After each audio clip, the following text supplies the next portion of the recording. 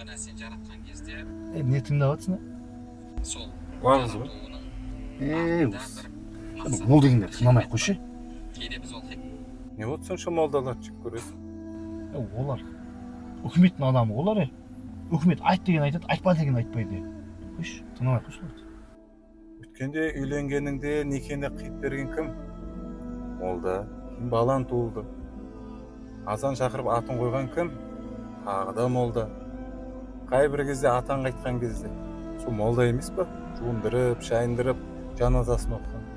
Мықты болсаң өзің сол жаназаны оқымайсың ба? Мықты болсаң сол атаңды өзің жуындырмайсың ба? Азанда шақырамайсың ғой сен, балаң ат қойылы. Қазір молдалар жаман деп бақырасың. Ертең үйіңде біреу қайтса, молда қайда деп шақырасың ғой. Балға мен түсінмеймін бар ғой. Мен тірі кезінде де маған молда керек екен.